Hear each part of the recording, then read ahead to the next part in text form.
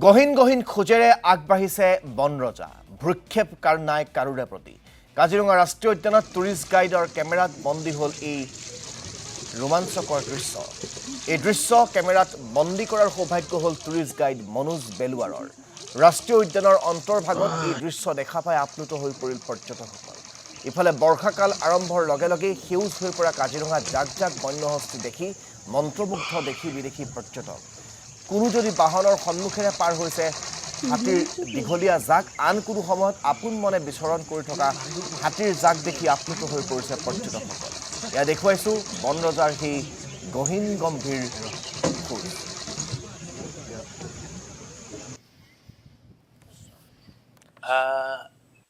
প্ৰথমতেই ক'ম যে হাতী মোৰ আটাইতকৈ প্ৰিয় জন্তু। গতিকে ক'ৰবাত যদি হাতী ওলায়ো মই নিজেই তাত ঘণ্টা ঘণ্টা ধৰি অপেক্ষা কৰোঁ হাতী চাবৰ বাবে।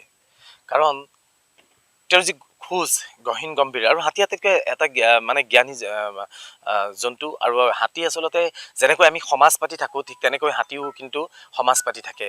তেওঁলোকৰ সন্তানটিক মাহীয়েক পেহীয়েকৈ তুলি তালি ডাঙৰ দীঘল কৰে।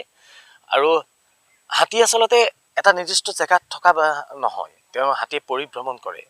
তো গতিকে হাতীৰ বাবে যিখিনি কৰিডৰ আমাৰ ইতিমধ্যে কাজিৰঙা বুলি নহয় যিকোনো ঠাইতেই যেতিয়া কৰিডৰবিলাক হাতীৰ অহা যোৱা কৰা বাটসমূহ আবদ্ধ হৈ পৰে বা সংকুচিত হৈ পৰে, তেতিয়াই কিন্তু হাতী মানুহৰ সংঘাত বৃদ্ধি পায়।